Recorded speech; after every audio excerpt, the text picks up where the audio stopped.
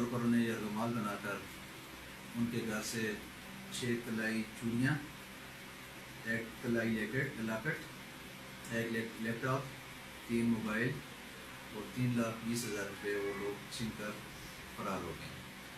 سعید خان نے بروقت رپورٹ بھی درج کرتے ہوئے ساتھ ہی وائرلیس سیٹ پر ڈسٹرکٹ میں کال چلائی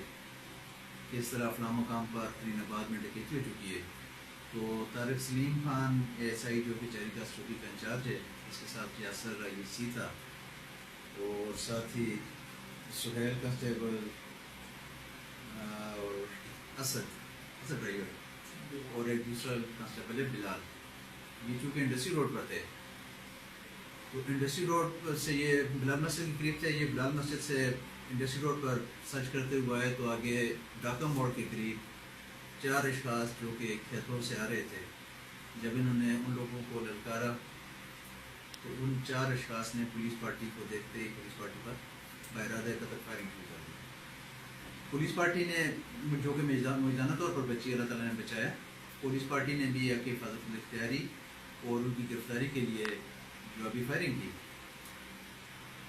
مقابلے کے رزلٹ میں پولیس پارٹی نے 2 بندے گرفتار کیے جو ابھی آپ لوگوں کے سامنے ہیں، جن میں ایک محمد نواز سرگودا سے اس کا تعلق ہے اور دوسرا حبیب اللہ یہ لاچی سے اس کا تعلق ہے۔ ان کے قبضے سے 2 پسٹل جو کہ لوڈ شدہ تھے، جن میں راؤنڈ بھی تھے، چیمبر لوڈ تھے، اس طرح 6 طلائی چوڑیاں، 1 لاکٹ، 1 لیپ ٹاپ، 1,36,000 روپے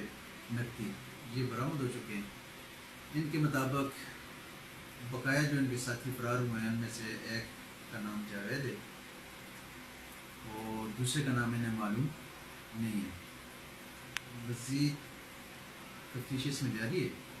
امید ہے کہ اس میں عام انکشافات ہوں گے۔ ہماری پولیس پارٹی نے تمام نے مل کر بہت اچھا کام کیا ہے، تو انشاءاللہ ہم ان کے لیے بھی افسان کو تحریک کریں گے، ان کے انعام کے لیے بھی،